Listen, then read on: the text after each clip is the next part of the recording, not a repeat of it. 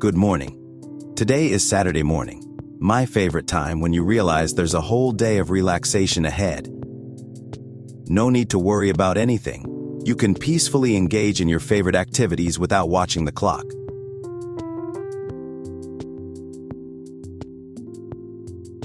We had coffee, breakfast, put on our dry clothes, gathered everything necessary for fishing, and set out while the others continued to sleep peacefully.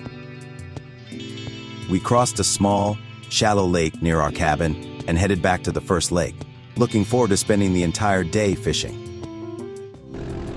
The road was already well-trodden by us, and we made our way through the morning forest without any stops, skirting the tree trunks with the wind.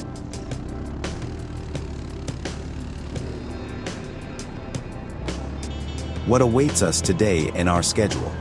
A decently productive trout fishing trip, during which we might retrieve one of the rods lost to the fish from the lake bottom, a test of the caterpillar equipment on the ice, beautiful views captured by a drone, which I, in a sporting mood, will most likely crash into a tree.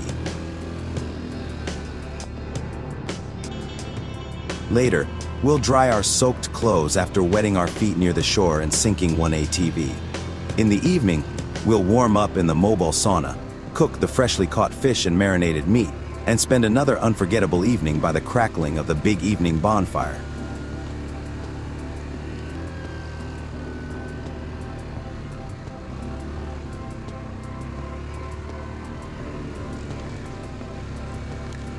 Today will be cloudy with occasional clearings and -3 degrees Celsius. The plans are ambitious, but we don't know about them yet, and we're joyfully moving forward, inspecting where we got stuck yesterday and where we attached the winches to the trees and cleared the road. Along the way, we dodge hanging branches that seem poised to drop their white cap of cold, sparkling snow on us.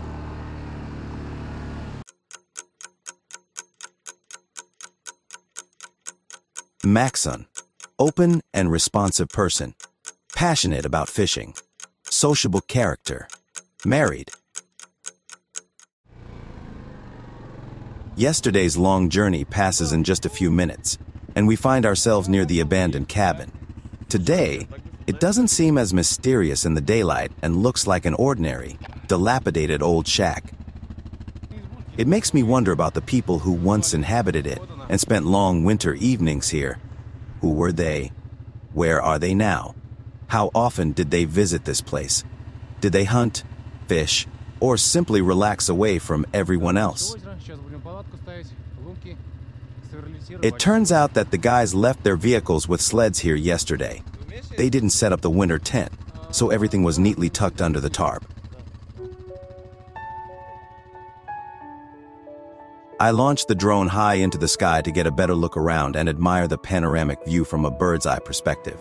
It helps me survey the surrounding area and get my bearings.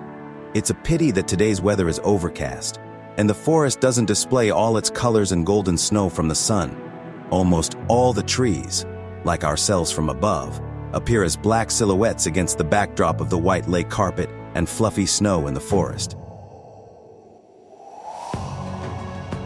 But those are just my nitpicks because I always want to showcase and share with you all the beauty that I see around me with my friends here. And cameras, no matter how much I want it, don't capture everything we see in real life. Oleg and Slava join us. The guys didn't stay overnight in the cabin. They returned to our unloading point at night and slept in their cars.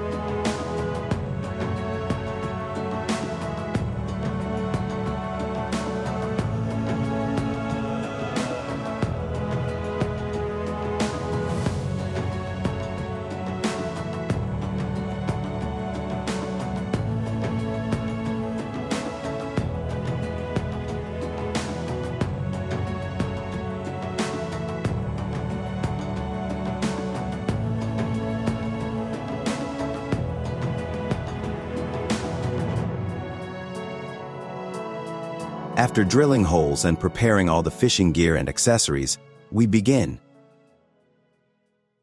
They drilled holes and each cast their fishing lines. The first bites didn't take long to come. Karen tried to hook the fish immediately, but as always, he rushed a bit and scared it away. Today, we have an underwater camera with us, and Max is watching what's happening under the ice through the screen.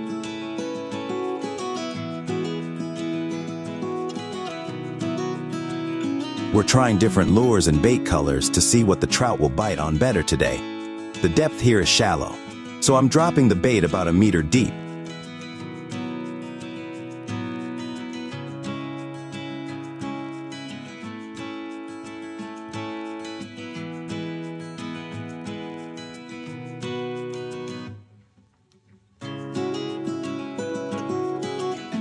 My pink lure with a shrimp piece worked, and we already have the first fish in our hands. The first trout is quite small, but we still managed to catch it.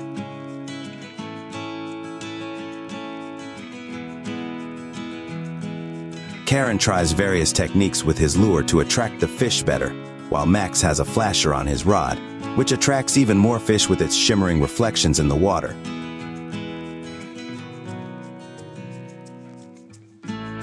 Right through the camera, you can see another fish trying Max's bait, but it doesn't like something and spits it out.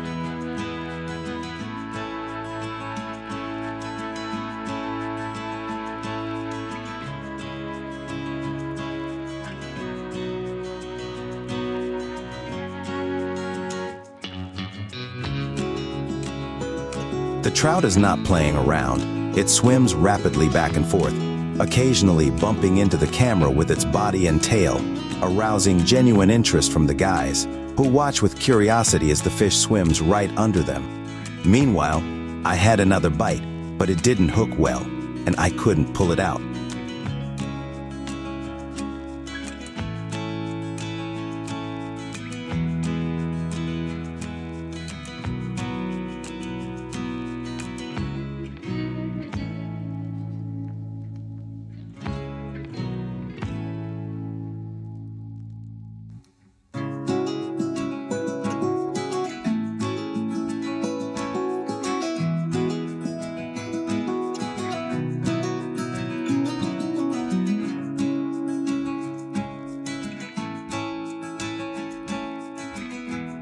After fishing, Max shared with me the underwater footage, and I synchronized it with the movements of the rods, so you could simultaneously see what's happening above and through the little window below the ice.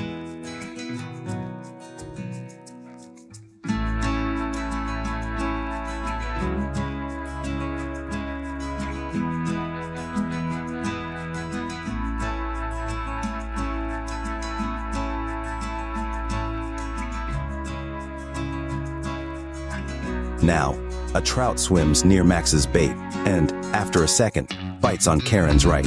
So, Karen caught his first trout today. By the way, it's much bigger than mine, although it looked much larger on the underwater camera.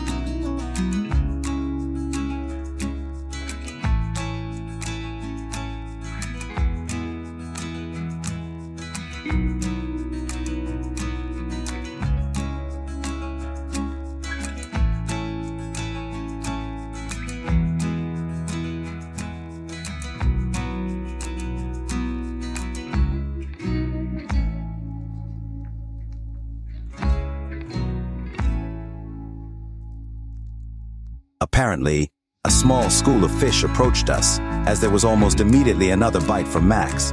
Today, we're all fishing with jigs that Max brought along, and once again we've confirmed that he knows his stuff when it comes to fishing. By the way, all three of us had bites on different bait colors: pink for me, orange for Karen, and green for Max. From this, we conclude that today the color of the bait doesn't matter. What attracts the fish is the active movement of our rods in the water. So, today we already have 3 fish, and we decide to cook them for dinner, because even these small fish, which reach up to 1 kilogram in size, are very tasty and juicy when fried. But what fishing trip goes without a debate about whose fish is actually bigger? So, the guys decide to measure each one and see for themselves. The biggest turned out to be Karen's, measuring 14 inches. However, Karen added 1 more inch to his catch to make it 15.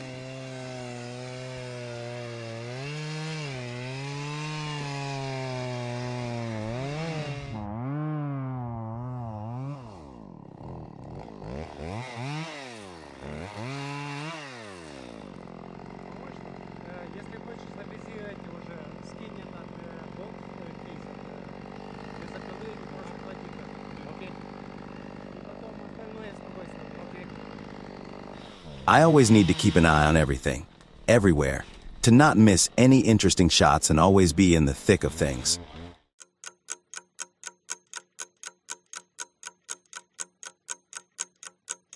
Alexander, honest, determined, loves the truth, persistent character, our cameraman, married.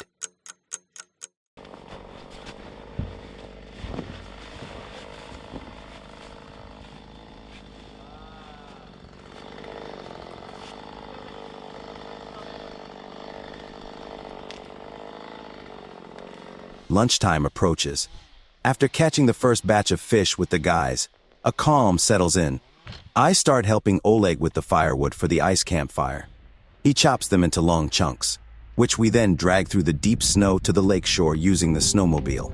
We manage to fit only a few, just 4 chunks, onto the small sleds, and we transport them to the chosen spot.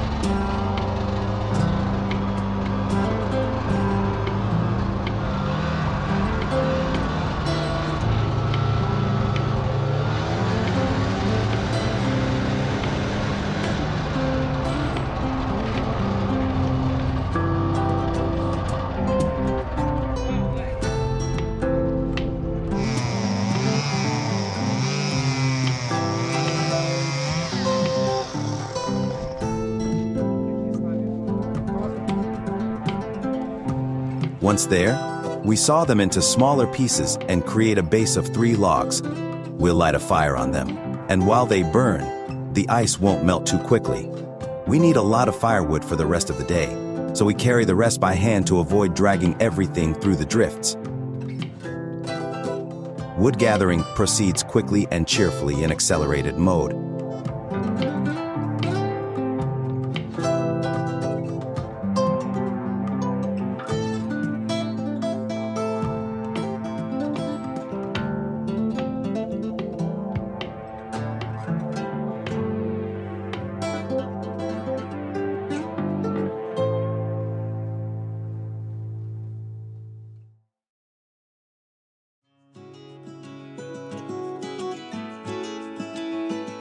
After a short break, we continue our fishing. The trout bites often, but we don't always manage to hook it properly.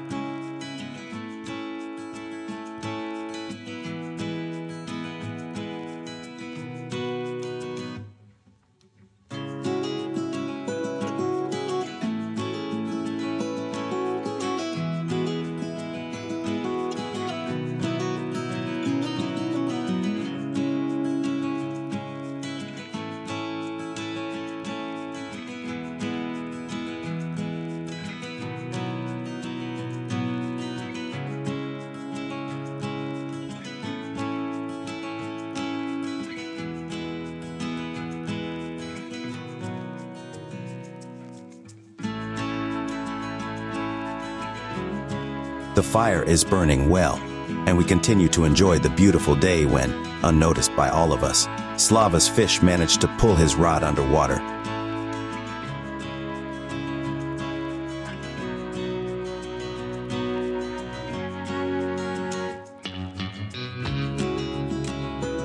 What a hole where the trout dragged the rod down. Max immediately lowers his camera into this hole to check if it really happened here.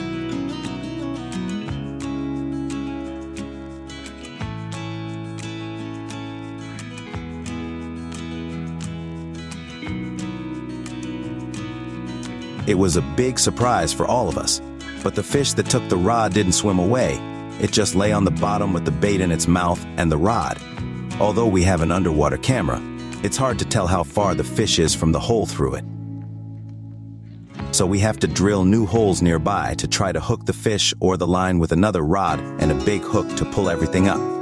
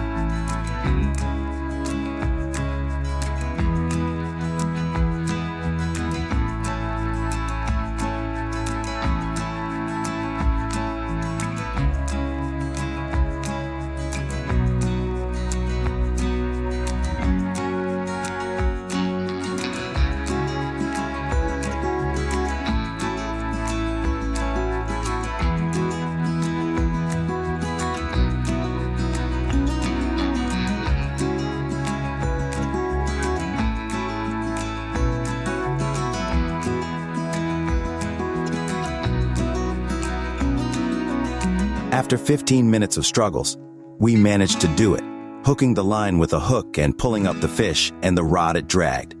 No one expected such a rescue. Luckily, there was shallow water, and we immediately noticed the rod's disappearance and, of course, the presence of the underwater camera.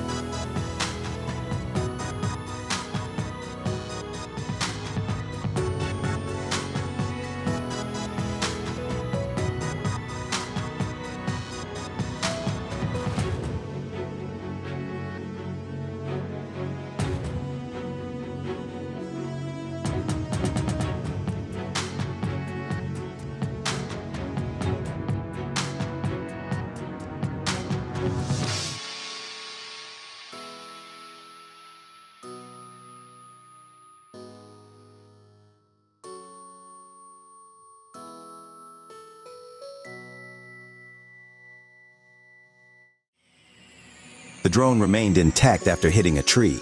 Only a few small pieces of plastic broke off from a few propellers, which didn't affect its further flight.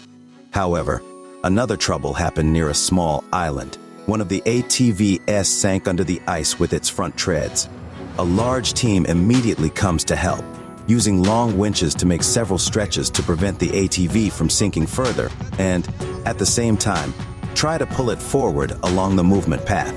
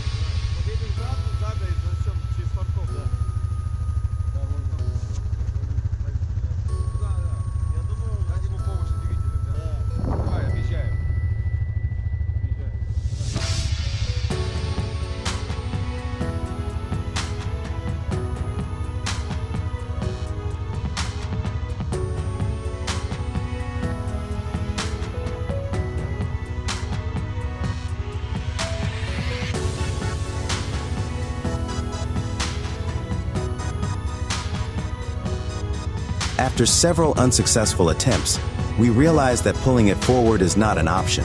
We need to try pulling it back and clear everything around the ATV. Another successful rescue today. We retrieved the fishing rod from under the ice, found the drone intact stuck in a tree, and partially retrieved Karen's ATV, which had half sunk into the water. We dry it by the fire while simultaneously wringing out our wet feet.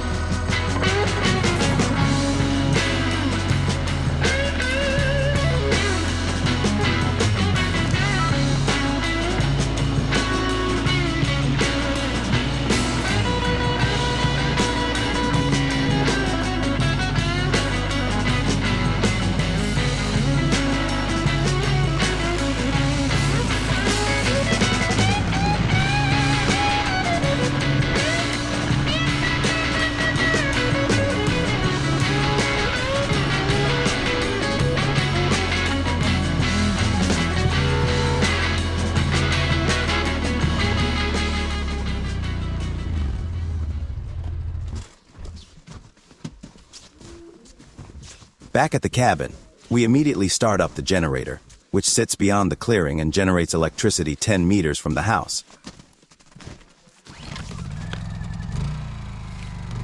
It's a very quiet model, but we still moved it further away so it wouldn't get in the way. As the light winter day nears its end, there's still enough daylight for everyone to have chores outside and inside the house.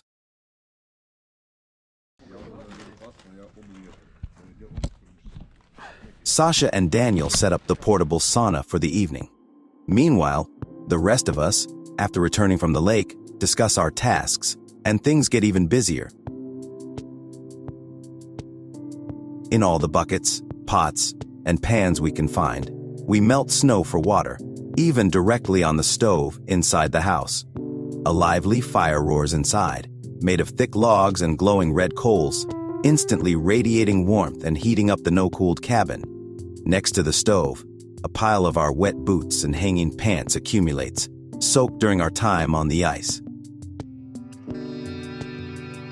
Artem, warming up by the stove and sipping aromatic tea, got chilled while we were coming back.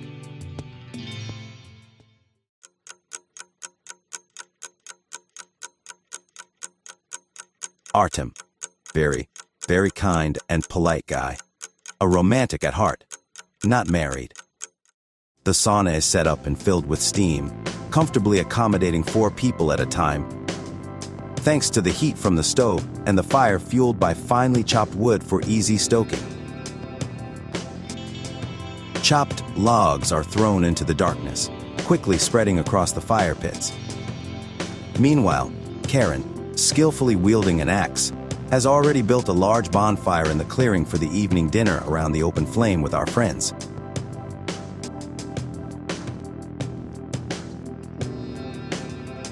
Under the roof by the entrance, in the improvised kitchen, the freshly caught trout, the largest of them weighing exactly 1 kilogram, hangs neatly cleaned and prepared for cooking.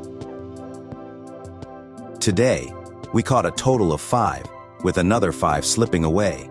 Slava takes on the task of cooking the fish, expertly seasoning each with spices, salt, and a secret sauce for an even more flavorful taste.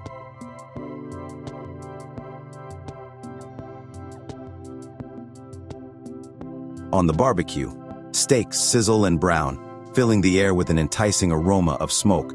Skillfully handling tongs with special care and love, Nikita is cooking them for us tonight.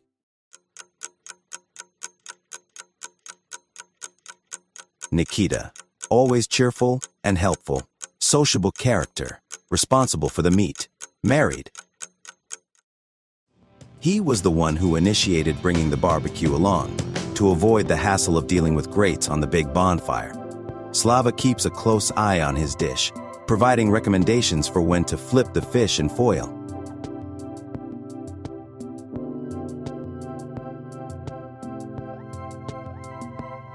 The first batch of medium-rare steaks is ready, and the next one will soon be on the barbecue. Cutting them into small pieces, Nikita treats everyone so that they can all enjoy hot and juicy meat while waiting for the main dinner by the bonfire. I must say, the meat turned out simply exquisite. Following closely behind, the second dish of our dinner, baked trout with vegetables and snacks, is eagerly devoured by all with immense appetite. There's nothing tastier than freshly caught and immediately cooked fish.